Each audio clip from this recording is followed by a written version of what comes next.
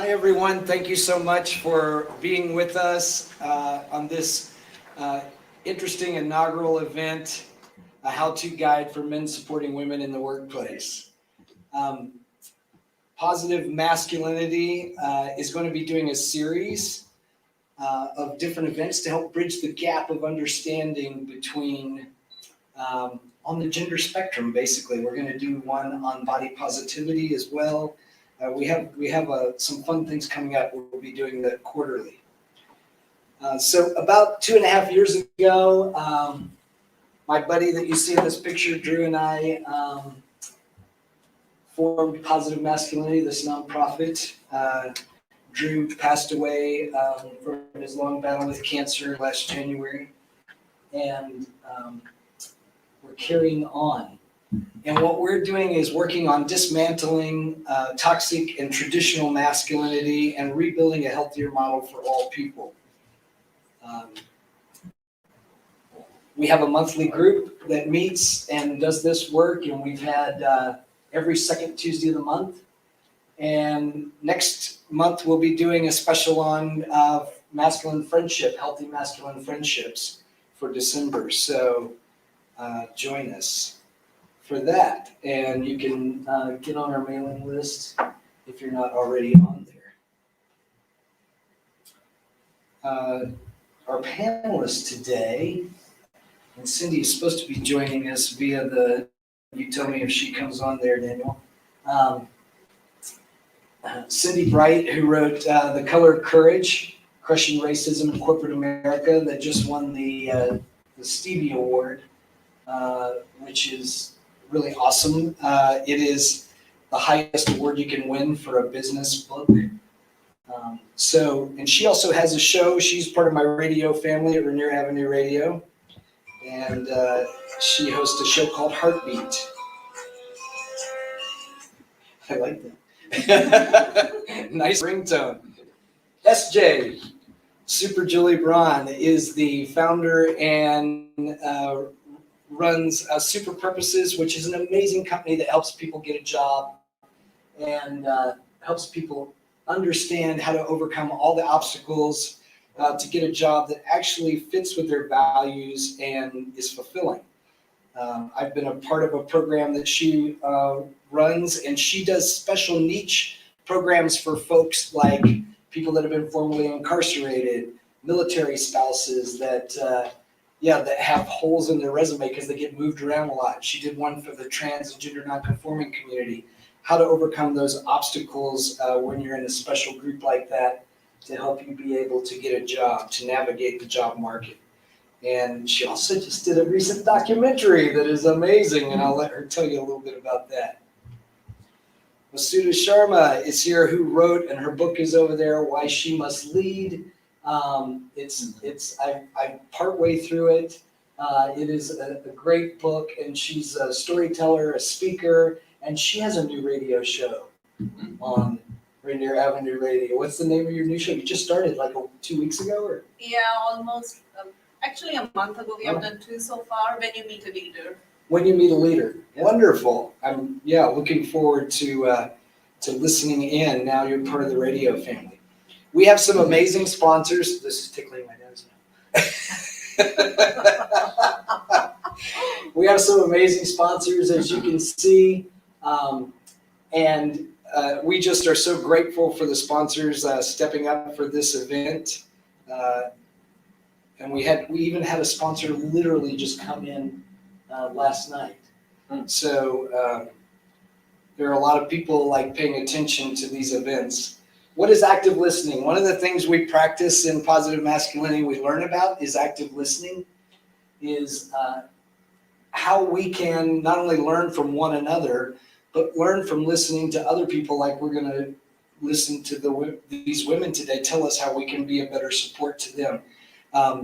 And so active listening means coming in not with, trying to leave your ideas behind, and open your mind and just listen, not with answers already in your head. Be open-minded, ask questions, come to learn is basically what we practice in Positive Masculinity. What does it mean to be an ally? What it means is to stand with someone, not in front of them, but beside them. It means to step up and sometimes give them the mic, right? It means to make sure their voice is heard, to amplify other voices that don't normally get amplified. That's all part of being an ally. And that's what we're working on tonight, how masculine people can be better allies to women in the workplace. We will have a question time, and I've given my number out for those watching online that they can send questions in. And we also have on that second table there some 3x5 cards, and if somebody wants to write a question and put it forward, you can do that. Some people don't like to speak in front of a group, so if you don't want to stand up and ask a question, that's okay. We try to make different ways for you to do that so it's accessible for all people. Now, SJ, this is your slide. Oh my goodness. I'm good. Yeah, you turn your mic on. Just hold that mute button down until the light comes on. And I'm going to turn it over to SJ, and you can tell us a little bit about your background. Okay. And then talk about your slide. Okay, great. Well, my name is Super Julie Braun, but I go by SJ. My mustache is falling off, so I'm going to officially depart mustache. At Super Purposes, what we do is we help people from all different groups get a job, and not only get a job, but get the salary that they deserve.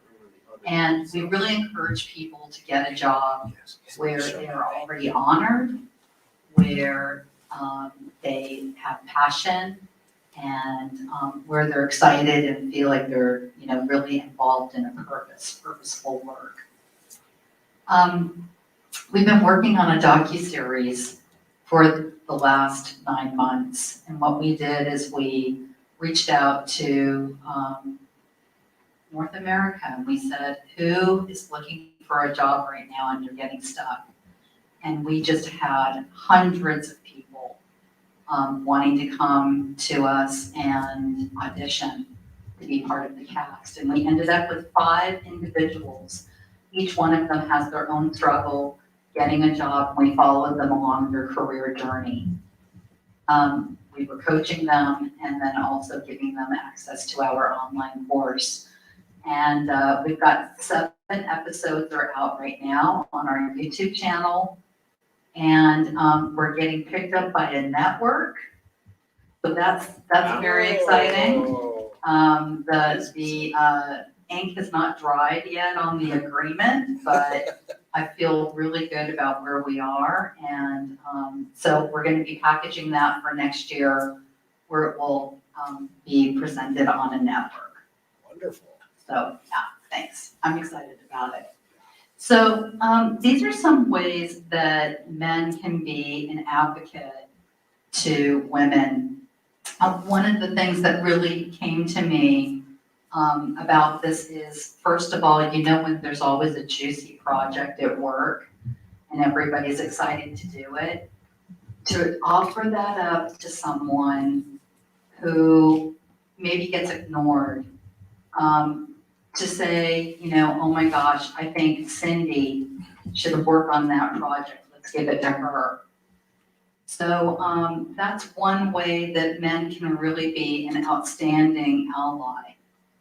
Another way is to offer up to do all those traditional kind of work opportunities. When we think the office is throwing a birthday party for someone, who always gets to go and pick up the birthday items? It's going to traditionally be a woman.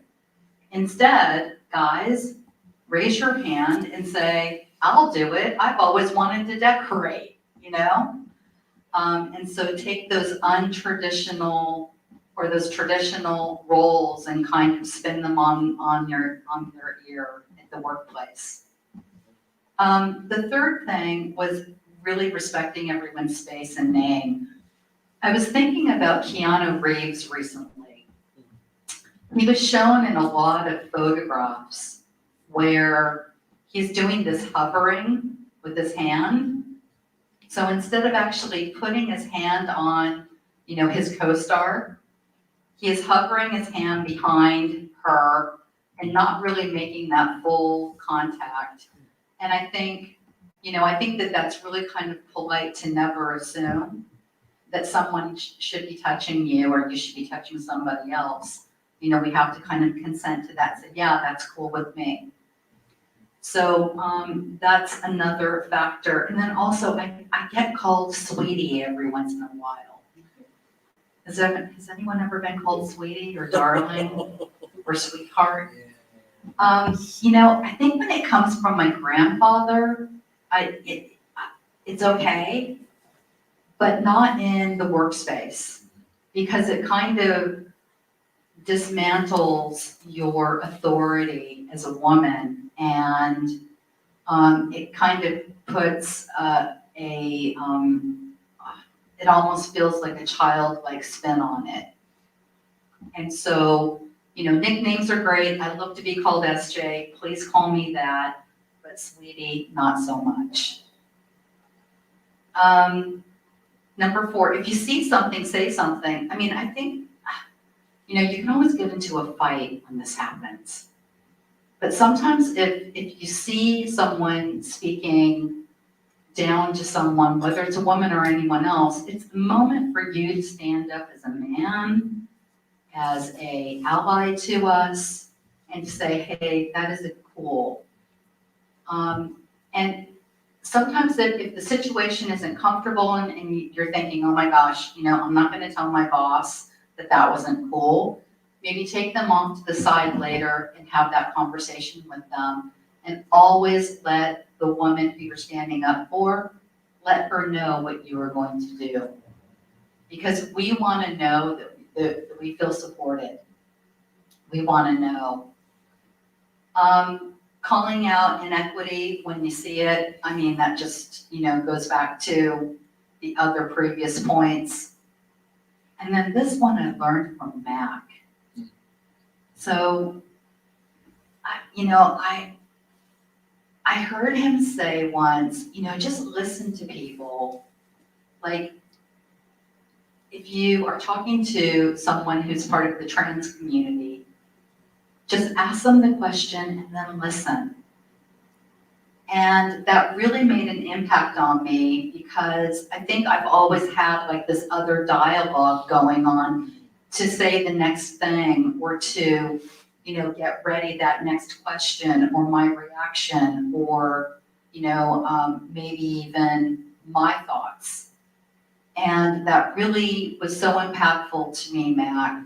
And it's something now that I have adopted, which is listen to women or people of color or immigrants or the LGBTQIA folks. Don't ever assume. And when they really have heard you, they will love you because of that. Give credit. So when someone does something outstanding in the workplace, brag about them, give them kudos. And including women, invite them into the conversation. I mean, it is so easy. It's as simple to say, hey, Barbara, you're really sharp on this topic. Why don't you come in and give everyone your thoughts? And again, I think it's something that simple that will make you an extraordinary ally.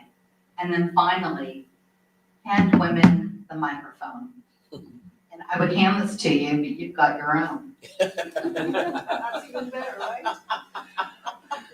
Hold on, before you pass that over. Ooh, this one's not so good. Okay, is that better?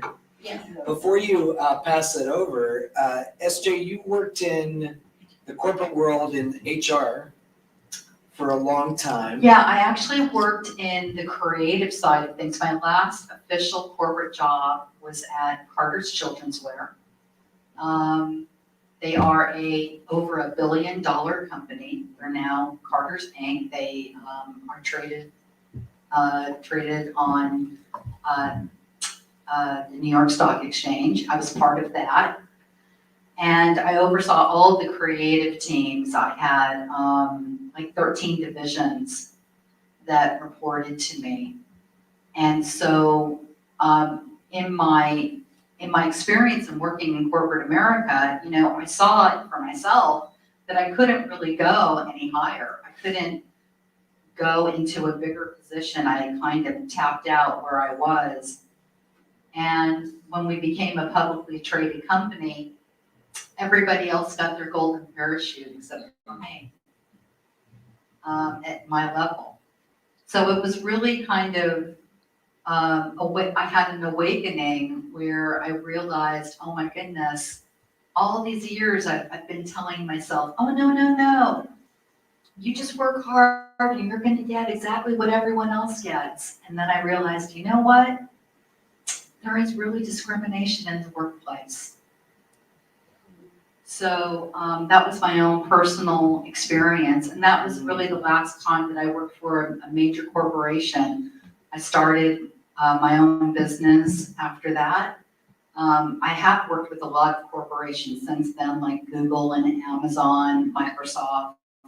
So I've done a lot of consulting with those groups of people, but it is a challenge, and I'm grateful now that I own my own business because, you know, whenever I think that the boss is kind of a jerk, I just look in the mirror.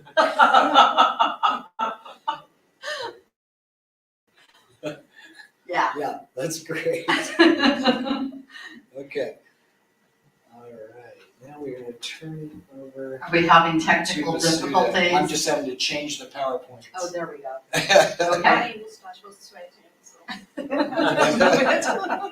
Not that I don't love it. Hopefully it will come back up Okay. there. It was wonderful. Oh, thank you. Thank you. Yes. Okay. All right, what happened with the projector here, Andy? Oh, There there it we is. go. All right. Oh, looky there. Do you Is it wanna- okay if I stand a little bit so I can see? Oh, okay, Yeah, thank yeah. you. Should I use this mic? I think that one's better. The technical glitches, I'm sorry. Oh. Sorry. Is everything okay now? Yep, it's good. You just Good. have to watch where you stand. Okay. I'll stand like 6 feet apart, maybe a little. Hello, everyone. My name is Vasudha Sharma, and I am the author of the book Why She Must Lead. And thank you, Matt, for the kind introduction you did in the beginning. It's definitely, I really was looking forward to this event. Past 1 year, I was just getting tired of sitting at home and doing events. So coming and seeing everybody was like a big incentive. So thank you for doing this. This is amazing. And in addition to this is such an important topic, you know, and for bringing it up, when you say amplification of voice, bringing a topic is equally important to get that voice raised. So to arrange and think about the series, I think hats off to you. So I wanted to compliment you on that. I'm gonna get back to my presentation because I'm given only a little bit of time and I love to talk, so I'll get back on that. My book, I always use a hashtag lead the change because I feel like when we say we want to do something, we have to set our foot forward with it. The change begins, as we say, from us, be the change. So, but we live in a challenging time. We live in a world where, leadership can be confusing. Leadership has a different level nowadays. We need more out of our leaders because the way our society is heading, the way more complex and diverse our populations are getting, we need to have more of the leadership within us, how we are going to take it forward. So lead the change is what I typically present my series on. Today's focus, as we all are trying to discuss, is male advocacy. Now, why male advocacy is important? I just told this cartoon because I feel like, a lot of times I hear, why do we need to celebrate Women's Day? Because the other 364 days are not Women's Day. We don't get priorities every day. So a little bit of the fun slide there. But but on a serious note, what motivates men to become advocates? That's really what I wanted to know while I was writing this book. Because when we talk about male advocacy, it doesn't come easy to people. Not everybody just get up in the morning and decide to be an advocate. So what is the main motivational factor? Is it always a personal reason? Like, is it a professional factor? They saw something at work? Or is it a bit of everything? So that's what I wanted to explore. What motivates men to become advocates? So I did a little bit of digging, and I really liked this summary of experiences that influences men's thinking. So according to the research, and this was taken from nswit.org, this research says that, it's a bit of everything. The professional experiences like having a female boss definitely helps you think that way. Learning about micro inequities. The micro inequities are, I'm not sure if everybody's very familiar with this, but I'm going to just briefly say something about it. It is like those daily subtle gestures, those daily, things which are not like very pronounced, but they happen. Like the moment you look at somebody, the way you start acting. Those are they lie. Unfortunately, we live in the world where micro inequities are present, and how we just try to create our presence felt around others leads to that. So a lot of it is hidden. It's very subtle. So it's not like we are doing it deliberately. Aware leaders. So if in the professional experiences, if people had more leaders who were aware about the topic, it helped. Data collection. If people were reading about why male advocacy, why diversity is important, the data collection of the workplace, taking the temperature of the workplace, that helped. Seeing gender bias, if they have seen it at work, it definitely motivated them. They didn't want that to happen. So those were mostly like professional experiences, and 90% of the men in that survey said that led them to be an advocate for women. The personal experiences are like, minority experience, you belong to a minority class, and, you were more driven to that. Working wife, you have seen your wife work very hard and juggle the responsibilities, and you start thinking, what I can do to be her advocate, so, she's able to handle the work-life balance as well as I do. Then daughter, having a daughter at home definitely helps. And mothers or sisters experience, if you have spent time with your mother, talking to your mother, what challenges she has faced in her life, or your sister or anybody close female relative, you'll understand more, and you'll be driven more about male advocacy. And a sense of fairness, we want to, by heart, truly want to do the right thing, most of us, I guess. So having that sense of fairness in our heart also drive men to male advocacy. So how we can use this information which I presented. Now consider the ways that you might recreate some of these influential experiences. So when you're around in your workplace, you want to try to identify a combination of this reason to make sure you're able to identify male advocates through them, through those reasons. If somebody is very passionate about women of their house, if somebody is very passionate about how work-life balance affects their wife, things like that, it'll give them a subtle hint that they could be your male allies, they could be your male advocates. Use this information to identify potential allies and advocates. And remember that multiple ongoing experiences and combinations of different kinds of experiences can be particularly useful. So there's never just one thing, right? There's just a couple of things. Now, factors discouraging men's advocacy. We want to know why, when you bring that topic up, some men just walk away. They don't want to talk to you about it. And unfortunately, we would have some people who would not be on the same page with us. So let's look at those factors. So based on popular surveys, like, I researched several surveys like Catalyst, NCWIT, and, many more actually. Following barriers may keep away men from supporting, like apathy. It's a very common thing. It doesn't, you don't feel others' pain at all. You like, unfortunately, there are certain people in the world. Lack of awareness, they just don't know. They keep their eyes shut. They don't want to keep them informed. Lack of a clear rationale, they just don't know the logic behind why should I be an advocate. And they should come to events like this maybe to help them with that rationale. Fear or discomfort, and maybe for all our virtual audience as well, I want to say that could be a really relevant factor. Sometimes it's not an easy topic for anybody to take up, and how to do it. Sometimes you're just so fearful. Am I doing more damage than benefit? So it's just fear. There's discomfort around the topic. The perception that the problem is too large, there is nothing I can do. That's another barrier.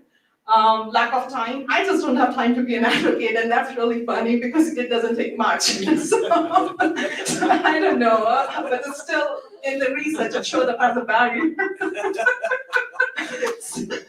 Lack of consistency. Sometimes people are just change their mind. They're thinking one thing one day and maybe not. They're not consistent in their thinking. Lack of leadership support, and that's something you can do about, right? With the right leadership. That's why I said lead the change. If you have the right leadership around you in your office, in your workplace, in your political organization, you can definitely bring the change you want to see. So those are some of the common factors which was summed. Rationales for diversity that men find persuasive. So we want to know what actually could be the safe spot to bring it up. One is, of course, we want to sell it out to men who are still trying to wet their feet with it. We want to talk about to better reach diverse customer bases. As I said, we are heading towards a world which is increasingly diverse. The census recently was done last year. And one of the interesting findings of the census was that after 2050, the majority population would be a minority population, would be people of color. So that's another reason. You want to reach the diverse customer bases. You want to live in a world where you are comfortable, taking on the daily tasks and activities you need to do. To fill talent needs, diversity, one of the main reason all the workplaces nowadays trying to sell it to the HR is that they want to have a good talent pool. They don't want to have a leaky talent pipeline where they're filtering out talent just because people just didn't look like they want to hire them. To achieve greater diverse innovation and ideas. So yesterday I was actually in at an event. And on a side note, I also won an award yesterday, so I couldn't tell you on time. It was, thank you, Building Bridges Award across 2 countries. The Indian consulate was here between India and US. And that award is very important to me because that is what I try to do, build the bridges. In fact, that's the subtitle of my book too. You want to make sure leaders will always try to work towards solution. Right? So bridges is definitely helpful. And in that event, I found out that people were from different parts of Asia. They were Indian American population, Asian American. The amount of innovative ideas they had, oh my goodness. I was like, that one room itself was like a pod to me. So I feel like diversity has always helped us to be very innovative, and we are heading towards a world where innovation would be the key to success. So, what can men do to advocate for diversity? So if we look at this diagram, it talks about 10 ways, and of course there will be more. But let's go clockwise. Like listen to women's story, talk to other men, recruit women. Increase female leader visibility, mentor and sponsor women, notice and correct bias, establish accountability metrics, model alternative work-life strategies, make discussion of gender less risky, work with women's group. So those are like the top-notch ways, if you want to start with proven solutions, those are really good solutions to the challenge of male advocacy. I'm going to just touch base each of these solutions lightly, so it doesn't look like I'm just rushing through it. So one of the things, like to be a male advocate, we say, hold on, I hope I jumped through. Yeah, listen to women's story. So listen to women's story. Why do we need to do that? In fact, let's do that. Let's do that in one of have a little listening tour. Yes. Bring women and have let them speak up. Create a safe space. So listen to women's stories. It's an inquisitive management style. Help elicit stories from women. So it increase men's understanding about efficacy in advocacy, because they want to know directly from them what is the experience, what is going on. So that they can be more informed on it through them. How do you start the conversation? And that's the hardest part. Start where there is trust. You don't want to walk up to a stranger and ask her, please tell me a story, and it's going to be a very risky thing to do. You definitely want to start where there is trust. You definitely need to have, if you're trying to delve into the path of male advocacy, try to build your female friends. So, build the trust with your female friends, and then, start from there, start from the easy road. You can mention your interest and ask your thoughts. You can say, I'm interested in knowing about this. What's your thoughts? Listen and ask questions. Listening is always the first before you start asking questions. So that's important. Pay attention to casual comments about difficulties they face. A lot of times women don't want to share a lot, especially, how we want to put up a strong personality, because we feel like, for women, trust is a huge thing always before they start to share anything. So they might not be opening right from the very beginning, but about casual comments if they have made, oh my God, yesterday was crazy. I was called by my son's school, my child's school, to pick them up in the middle of the day, and I had an important meeting and I had to go, and but I had no other choice than to take care of the sick child, and half of my day was gone. And so that's like a casual comment, but it indicates that women get called almost 90% of the time if there's a sick child. And it's just very common practice in schools. Even I had a call today. So it's just something, it's a casual comment, but it indicates that, there is the concept of shared responsibility is not that equal in our households. And, it's a casual comment, but it'll give you some indication of the struggles women face on a daily basis. Recognize intersectionality. Now, this is very important, especially if you're dealing with people of color. And not everyone will be the same. So you can't just feel like one shoe will fit everybody. If I talk about my intersectionality, yes, I'm a female. I am an Indian born Indian American. So my race, my gender, also my social status, that will all count towards it. But maybe there is another Indian lady, she might have a different social status than me. So her intersectionality might be different from mine, and that'll play a huge role in my life experiences and hers. So that's very important as well to understand the stories. Okay, so we're gonna move on to next. Talk to other men. Talk in different forms. Some are private and some are public, like this. Some were intended to raise awareness, like we are doing right now, and some were just to encourage actions. So you can talk in different capacity. Now there's a challenge alert right there. Some men may raise a reverse bias concern. They'll say, oh my God, what if I get discriminated with all the hiring of men? And it's a valid concern men have sometimes. With too much focus on women, men may feel they might become less relevant. And it's a genuine concern. So you have to understand that this challenge may arise, and how do you meet this challenge? Now, be ready with historical, economic and moral arguments. You need to help them understand that what is your focus. Your focus is not to make them less relevant. Your focus is to have equity, right? Equity is different. Combination of techniques, including explaining their rationales for diversity. Data is always helpful when you are talking about something a little abstract like this. So use data, use information, and my book is rich in data. So if you want to grab a copy, that'll help you with those arguments. Seek out ways to recruit women. Now, these efforts may be example like inviting female students to apply for internships, requiring hiring committee, interview a certain number. Make sure that you are interviewing a certain number of candidates from underrepresented groups. Make room for them at least to come to the table so they can give an interview. Otherwise, if you close your jobs way too soon, they might not even get hired.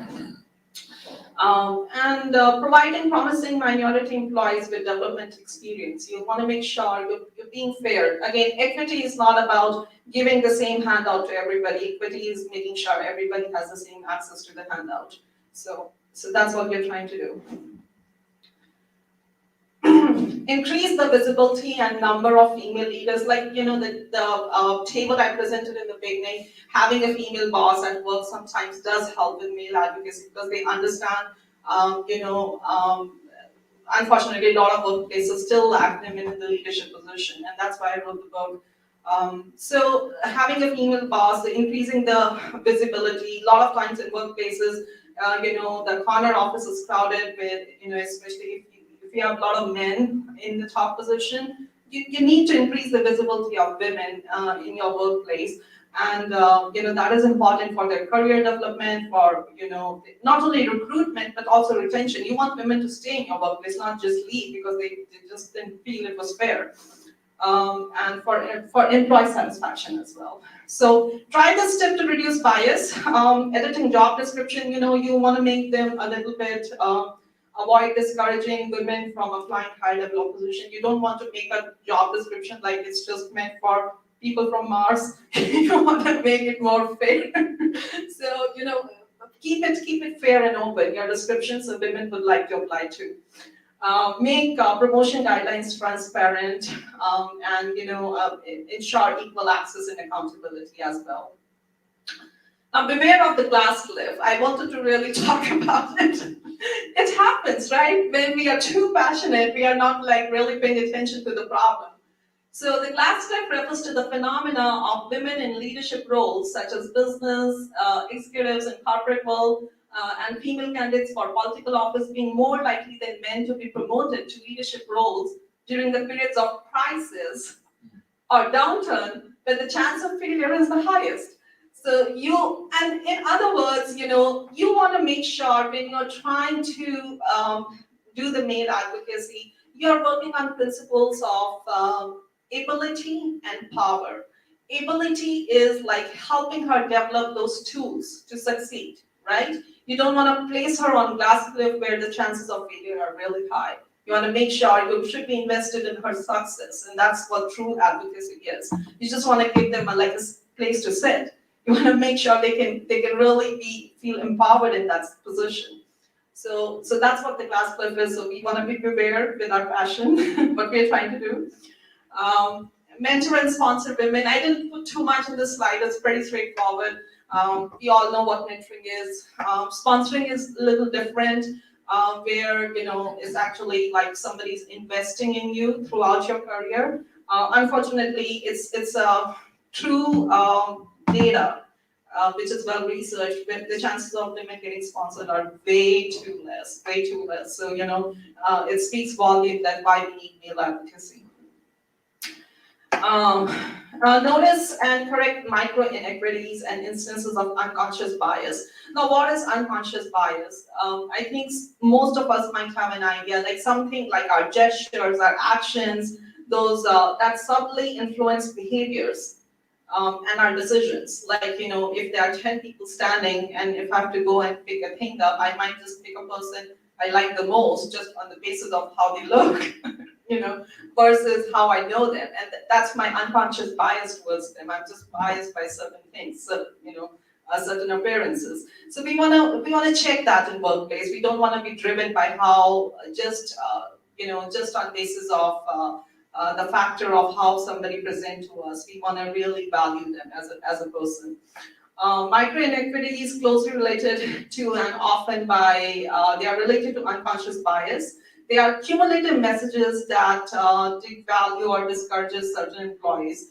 And they often accumulate in ways that lead employees to underperform. So, person is like, they shut themselves down. They don't want to speak up in the meeting. They want to be the last person in the room. They want to be the first person to leave. So those are the certain ways they will start behaving if that cumulative effect has happened. And we don't want that to happen in our workplaces to anybody, especially women. Establish accountability metrics. So what doesn't get measured doesn't get done, right? We have to, when we are talking here, it's all a talk if we can't measure if we are getting any success with it. So having, make sure when you are in your workplace, talk to your HR, or if you're a male advocate, make sure that they have a way to keep themselves accountable. They have some metrics. They are looking at the data, how they're hiring, how they're promoting. It's very, very important. Senior leadership buy-in for accountability is crucial, especially, this is a place where you really want to tap in your leadership, making sure they are using those metrics, they are trying to bring those policies to the table. If they are not, just try to be an advocate there. So you definitely have some processes in place to keep those checks. And start small. You don't have to take big steps. You don't have to really reinvent the wheel. Just start small. Take baby steps, and just make sure you raise the question. Make discussions of gender less risky, especially with post Me Too era. There was an increasing concern in men about how to be an advocate, because of course you want to do the good, but you don't want to come across as wrong in your approach. So easier for men to bring up gender issues. I stress that because it looks selfless. So when they are trying to be an advocate now, especially in the post Me Too area, I try to help them understand. Bring out the selfless side of it. Try to show them that you are genuinely invested in a progress as a whole. You're not just invested in yourself, and that'll drive it home. Men can be convincing representatives for gender issues when done carefully. Just want to be more informed and careful with it. Challenge alert, be careful not to silence minority group members when you're trying to be a gender advocate. Make room for everybody to share the space with you. Meeting this challenge, majority group members can speak up and make situations less risky, while at the same time partnering with women or other minority group members to make sure they also are heard in this conversation. So yeah, just giving everybody room to speak up. Work with formal and informal women's group. This is kind of important because I feel this is less used resource. I see nowadays everywhere, women love to get together, love to network. We all have been cooped up, cabin fever, and we want to get out. We want to do those parties. We want to post our Facebook pictures. So there are great women group around us. Some are formal, some are informal, but there's a great potential right there. Men in position of power need to actively and visibly support groups established for women and underrepresented employees. So they, especially the leaders, make sure that they give those groups visibility.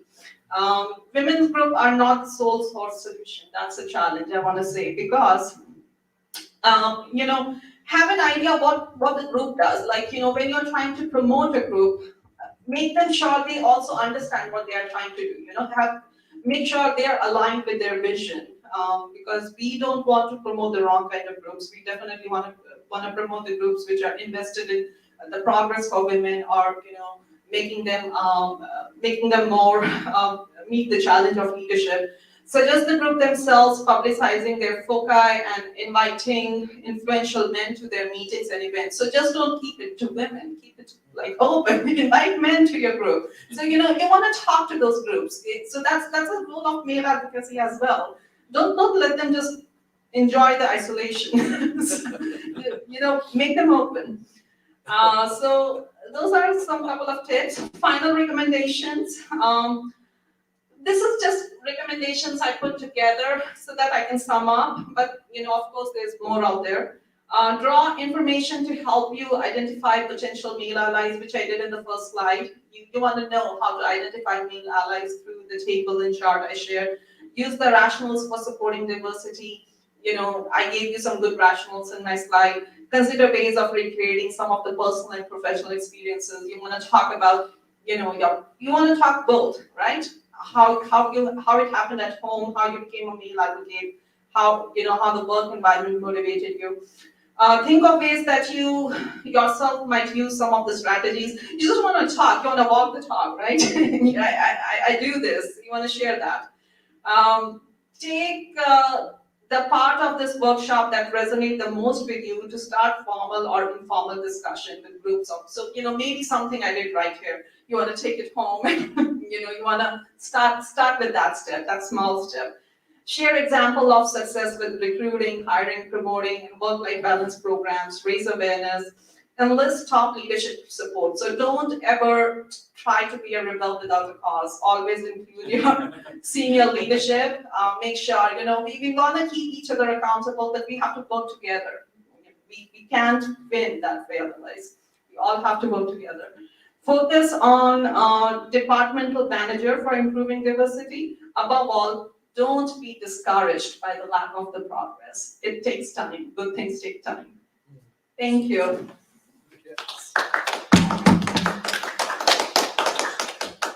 Thank you. All right. SJ, can you turn those lights up beside you, please? So, I just want to say that, most of you here know this. I am a ninja. It's a good thing. You got it right. You did. Thank you. Sorry, I have a moment of drama. That's okay. That's all right. So most of you know a little bit about my background, but I'll give you a little more information. As a transgender guy, I have had a lot of experience with this in my life. So I lived the first 42 years of my life, yes, 42, the meaning of life, as walking the world as what everybody thought was a woman. So I experienced sexism. I owned my own business. I was top of my field, and I heard it all. So I have an interesting walk with this topic, actually. And I also heard I won world championships. And people said, you're really good for a girl. Those are the kinds of things I heard all the time. And so this stuff goes on, when little girls grow up, they hear that all the time. If they're really good at something, you're really good for a girl. Why not? You're just really good at that. We need to stop that. It starts there. And that's when little girls start doubting themselves and understanding that they are different, that they aren't the same as the guys, and not valued the same. And so it starts really young. So yes, I'm very passionate about this. I'm a guy that has a lived experience that most people look at me now and would never know, but I will never forget that lived experience, right? And so I constantly go out of my way. For instance, these are things that are probably not on most masculine people's minds.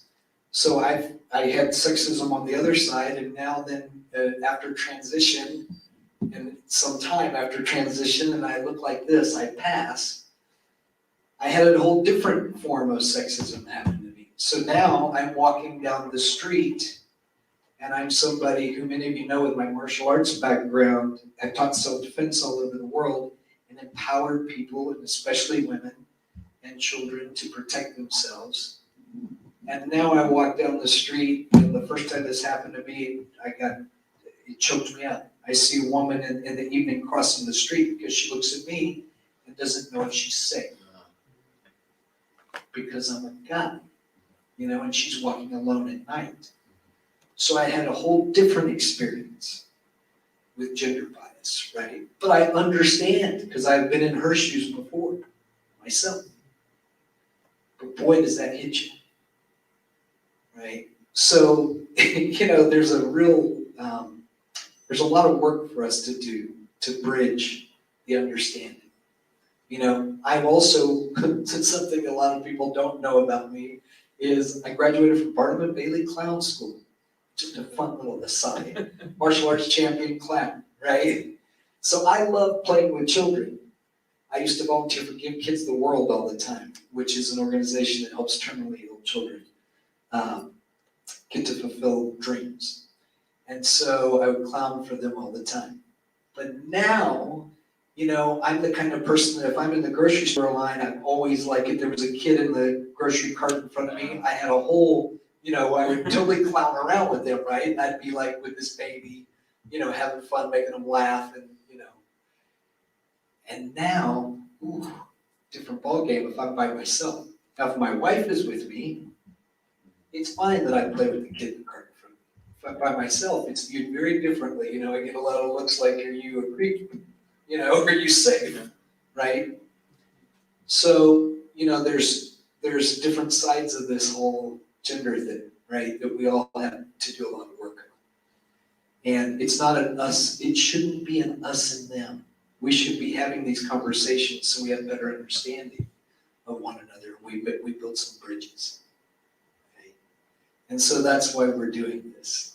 And, what women experience, when you look at the Fortune 500 companies, and it's such a small percentage of women CEOs, it's still like just, 10%, maybe 8% or something like that. Last, Yeah, it was 7. 7 or 8%. 7, yeah, it's a single digit. Yeah. And then if you look at women of color, it's like, like 1%. So, that shows how much work we have to do, right, in this arena. And, there seems to be a cap, that women can get up to a certain management level in a lot of areas, and then it stops. So, so I wanted us to have these conversations. So what I want to do is open it up to questions and just for you to give your thoughts on this and ask questions, and then let's let these wonderful ladies help answer. And we have some women in the audience that might have some experiences that they want to impart as well. So, lots of questions. That was beautiful.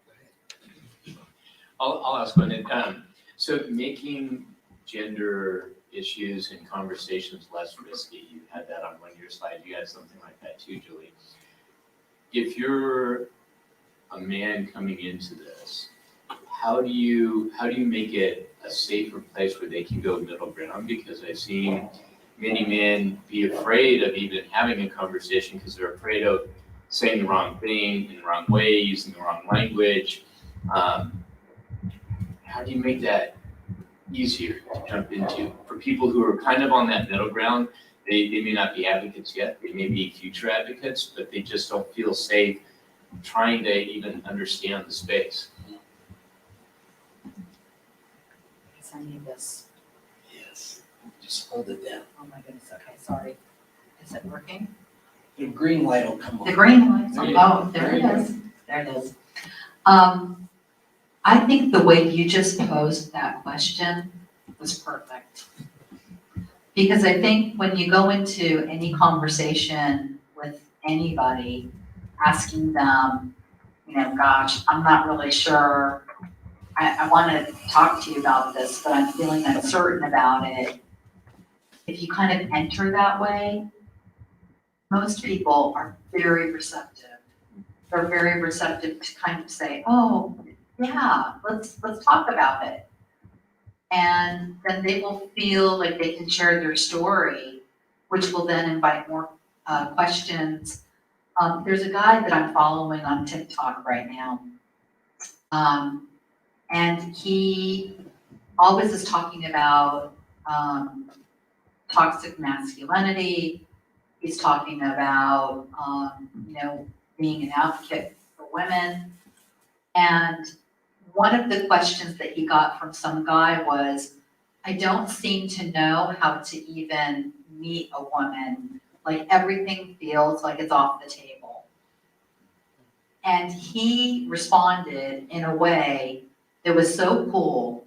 He said, you know, when you become an advocate for women, they will be all over you. And that just, when I heard that, I did. At first I laughed, but then I was like, my heart was pounding because I was like, yeah, because that's, you want to be with someone who you feel safe with, that you are supported, that values your thoughts, that doesn't disrespect you. And so anyway, I love your question, and that's how I would enter in the room with that question. Yeah, you're already there. That's a good answer though. I like that by just posing the uncertainty of it, it allows a little bit of an entryway. And that it's an easy technique to use there. Yeah. That's good. What was your thought? Yeah, absolutely. I think you said it definitely in the most resonating way too, because we all we fall. Most of the men, unfortunately, are in that position where they don't want to do anything to upset the situation, but they feel like they are ready to be an advocate. And that's why I kind of touch based in this slide too. Male advocacy is challenging. It's a risky business, but it's necessary. So look at it that way. You know, you are taking something on which is very necessary, and just being quiet is not enough, and not doing anything is not going to help. So first thing first is, which I kind of shared in the presentation, is start with trust. You know, you definitely you don't want to take the hardest step first. You want to build your own confidence with it. And as I said, it's a risky but necessary business. So you want to start with trust. If you are at your heart a male advocate, like my friend said that women will be all over you. You don't even have to say that.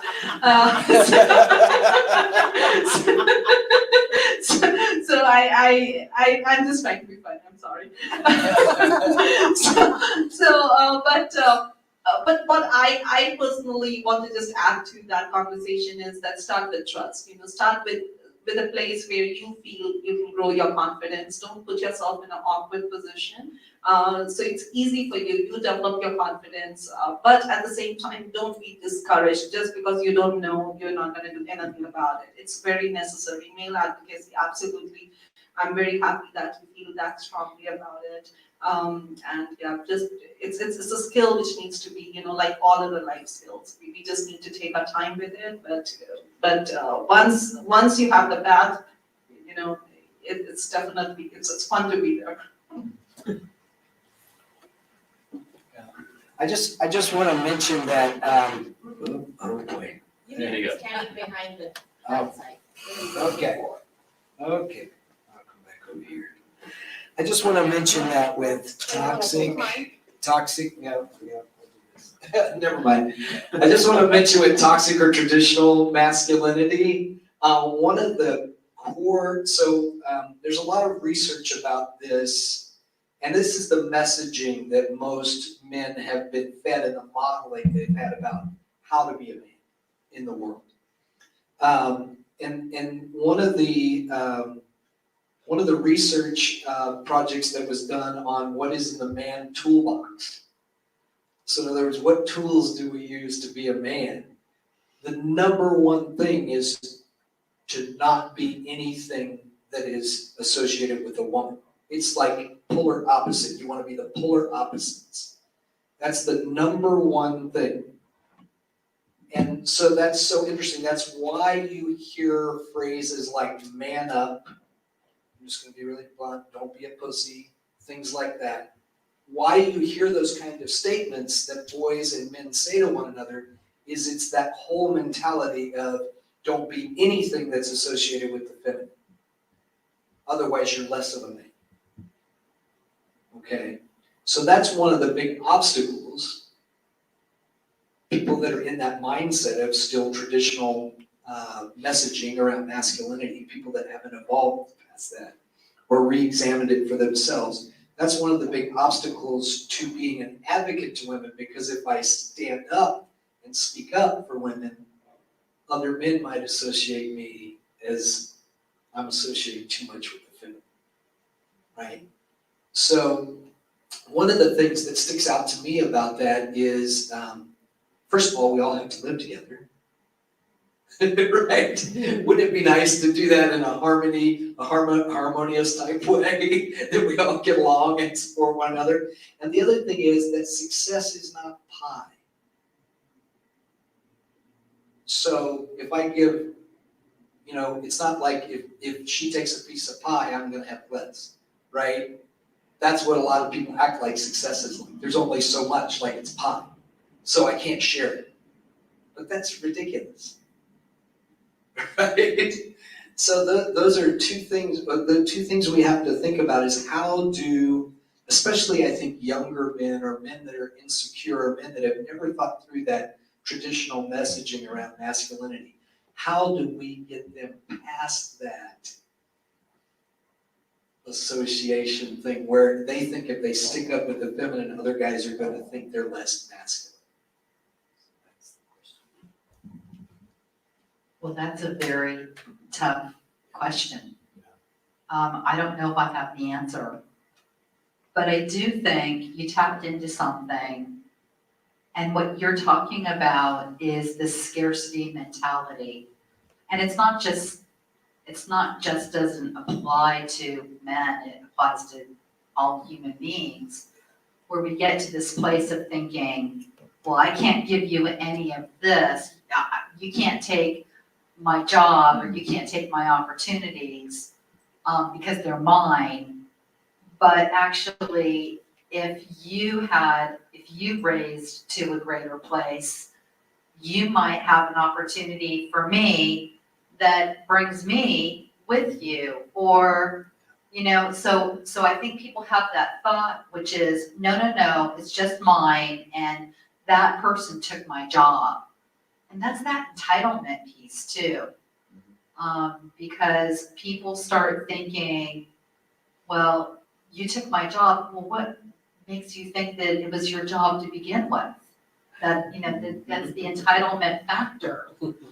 So it's a real bugaboo when I think of how to let men know. I mean, I just keep going back to my own personal, I get really attracted to people that are all the things that you mentioned, being the mentor, being the sponsor, being the person who supports. I just get like, oh my gosh, I want to be with that person. I want to hang out with them. I want to go out for lunch. I want to, Matt, I want to be your friend. Like, that was the first thing that I said when I met you. I was like, I want to be your friend. I think after 5 minutes, I'm like, I want to do stuff with you. I'm so transparent that way. I really am. But I think that if more men knew that, and I think also along the combo platter is if women were more vocal about that, if women were more supportive and didn't fall prey to, don't cry, big boys don't cry, I think that we would get there a whole lot faster. So that's my thought. So, Vasudha, what about you? Somebody had a question. Oh, There it is. Microphone? yeah. Yes. Am I getting it fast? Hi. As background to this question, I come from Jewish upbringing, and while I don't practice the religion, one of the things you said, Matt, really reminded me that there is a part of Jewish religion that literally dictates that a part of morning blessings a Jew is supposed to say, "Thank God for not making me a woman." And that makes me think, and I might be wrong, but I think that some other, maybe religions have stuff in them that might be building in us from at the early age a certain mindset about men versus women. One might be inferior to the other. I don't agree with this, of course. Wondering what are your thoughts about this? Yeah, it's okay. I know it's definitely a very interesting point. I don't know if you have read Moment Uplift, Melinda Gates' book. Since you brought up this topic, and I read that book before I started working on my book. I read a lot of feminist books because I wanted to understand the perspective of different women on this topic. And she brought up an interesting point. She said, women always are secondary where religion is primary. She wrote it in her book. And that is actually, it's a very astute observation. It's just their way of delivery might be different, the way you described it for your case. It could be, but the end result is the same, right? End result is we all face that secondary status. So where our religion is, the blinding factor, where we are not being reasonable at all with how we are moving or carrying ourselves forward, where we're just totally blinded by that, the term blind faith actually is a true term, because if you are not opening your eyes to what you're trying to follow, you're going to create more problems. You're going to create more barriers. And her book, actually, she's a very well-traveled lady. She has traveled across the world, and she brought many brilliant examples of women in Africa and women in Europe. She made like a contrast to how they were all affected by religion. And it doesn't matter, they're the intersectionality for some reason didn't matter what social status the women belong to. If the religion was more impactful in their life, it would happen. So it's true. What you're saying is true. But as one thing to getting back to our previous question, see, we rise by lifting others. That's the very simple way I can say when I try to even think about the question Matt posed that when you are feeling so entitled about everything, are you willing to even share the space? So one thing is, you are not gonna rise. You're not gonna rise. People are gonna be very upset with you. You're gonna create more enemies, more barriers, more disconnect around you. You might have an opinion about yourself, but when you are in a world, you don't live in isolation, and you will be so disconnected. You will be I would say, non-contributing towards the whole community. You're not gonna rise. I don't know how you measure success, but in general opinion, success is all nowadays is also about how people are perceiving you, how you're perceived, how you are, how you're celebrated as a person. So success is, the meaning of success, the meaning of leadership has changed in modern times, and that's why it's definitely our duty to understand where we are heading. We are heading towards a very diverse, very different environment than what we have seen in our childhood. I was raised in a household, I've talked about it in my book. My mother was actually an exception because she was working. And I was raised in New Delhi, India. Over there, most of the women were actually stay-at-home moms when my mother was working. And that made me really upset with her because it was like, why she's not taking care of me, why she's out there. And I was upset with both of my parents because I felt my father didn't do enough and my mother was not there. But one of the things is that at that time there was a very, very poor work-life balance because there were not many examples out there, even for my mother to follow to have that balance. And that's what we are trying to create as a group of people who are motivated to bring positive change. We are trying to create that balance, that harmony where we all can live very peacefully.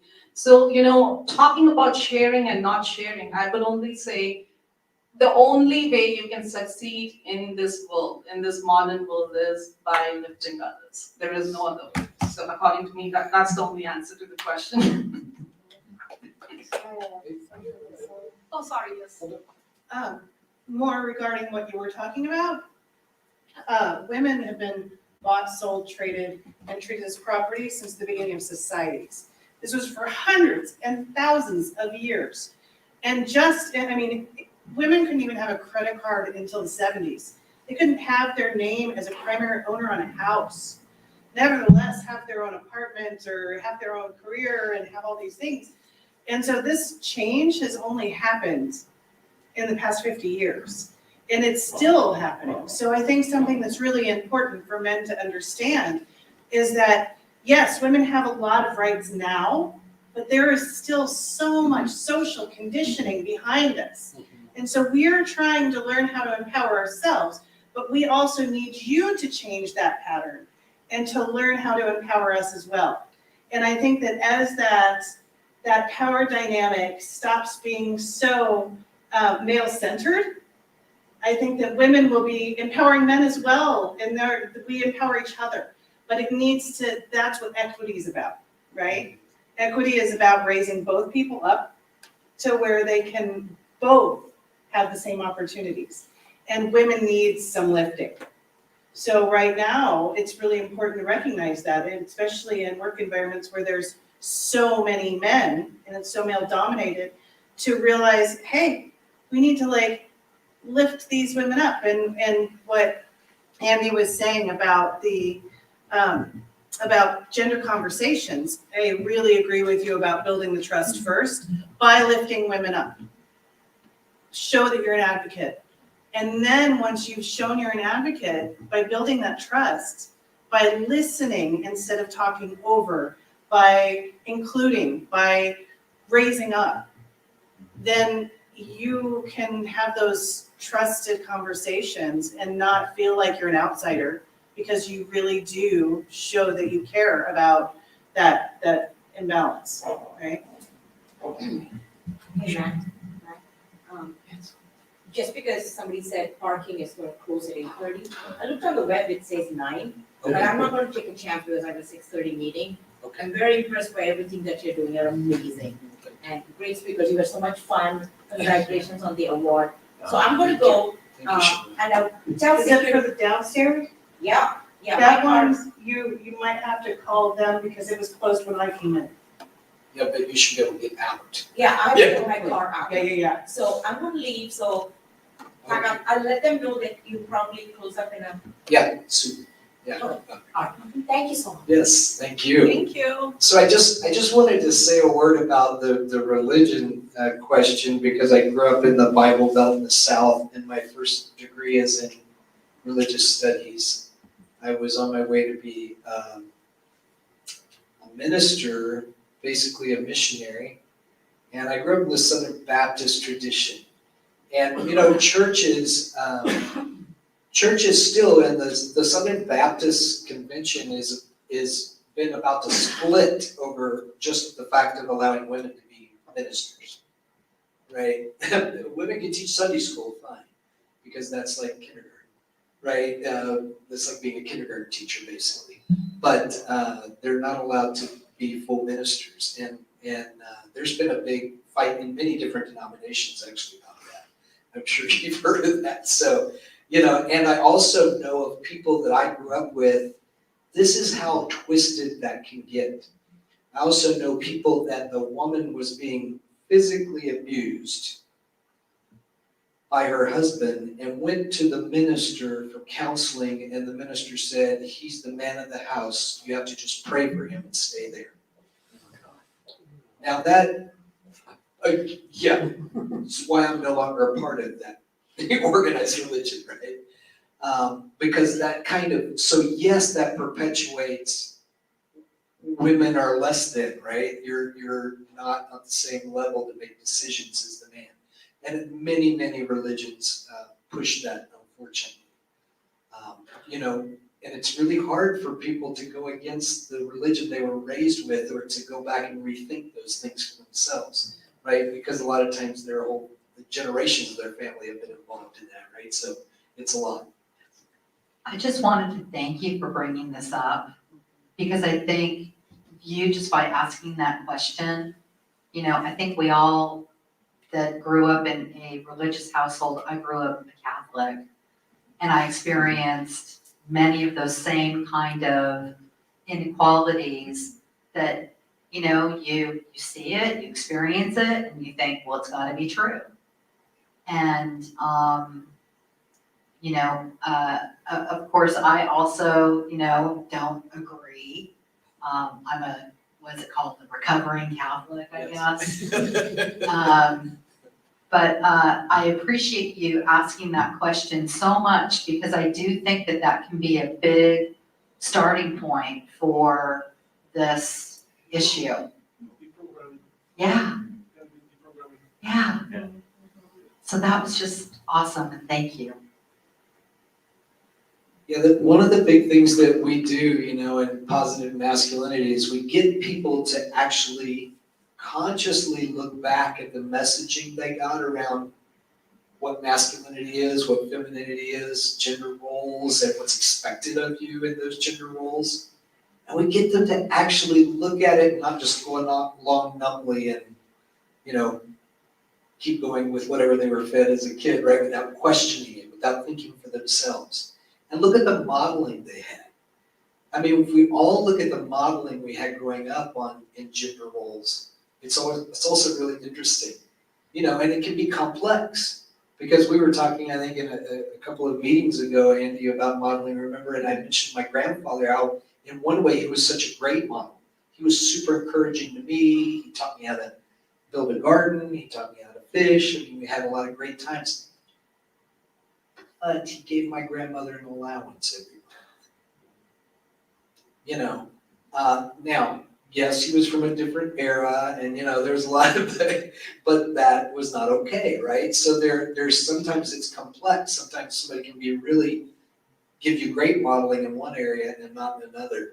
And it's hard sometimes for us to look back at people that we love and be able to admit that and realize, right, that they weren't perfect, right? That they had flaws, right? And they didn't understand everything. And, we have to look back at our teachers, our ministers, and we have to actually be willing to go back and do that. That's hard work. It's as Andy told me one time, we're looking for unicorns that are willing to go back and do that kind of hard dismantling, right? And when you mentioned, SJ, I just want to bring up, when you mentioned about women earlier, that sometimes women perpetuate traditional or toxic masculinity. I tell this story, and I think it's an important story to tell. Our son was getting prepped for braces. He was like 13 years old, always been really tall for his age, and he was going to get his first tooth pulled to prep him for braces. And so his mom was working, so I took him to the dental appointment for this, and he was really nervous, like any kid is, anybody, first time getting a tooth pulled, right? And so we go in there, and the dental assistant was a middle-aged lady, and she noticed that he was nervous, put him in the dental chair, put the little bit thing on him, right? And he starts giving the dental chair the death grip. The dentist isn't even in the room yet, right? He's already giving the chair the death grip because he's scared, right? She took a look at him and she said, "You're a big boy, you need to toughen up." He's 13 years old. And of course, she didn't know that, his stepdad is the gender sensei. So I stepped up to her and I said, "Excuse me, ma'am, his mom and I don't raise him like that. We actually raise him so that he can express his fears and concerns and emotions. We don't want him to stuff it down." Her eyes got, big as saucers, looking at me like, oh, I'm sorry. But what she was doing was just repeating that messaging she had heard, right, around what it is to be a man. Just because he was tall for his age, he looked a little older than he was. But it didn't matter really what his age was, right? That's messaging around because he was born a boy, right? You're not supposed to show fear or emotion. So sometimes women do just repeat the messaging they've grown up with too, because they've grown up with the same messaging we all did. Go ahead. I totally agree to what you said, like breaking the cycle. That's important because conditioning is huge. That played a huge role in my upbringing. And that's how I started looking at feminism more closely. As I mentioned, I didn't have the typical household most of the children had at the time of growing up. So conditioning and how we are introducing gender roles to our generations is definitely a huge impact on, and that's also a way of male advocacy, what we are trying to teach the younger generation. So thank you for bringing that example. I loved it. Any other questions or thoughts? This has been wonderful. Yeah? Okay, great. Give us a hand. Thank you all for being here, and like I said, we'll be doing a series, and we'd love to hear suggestions for that series as well on building bridges through the spectrum of gender. So thank you all for supporting. Thank you. And go buy Vasu's book. Yeah, I was. No, I only got one. Thank All right. you for saying that. I forget to say that. That's a true advocate. I'm going to sponsor you by buying one. Talking of sponsorship, thank you. Yes. That was lovely. Thank you so much. I love the event. And don't forget when you go home to put your mustache on. Absolutely. Little kids, yeah.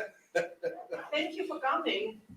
Yes. We should have like an introduction because I don't know everybody. I just know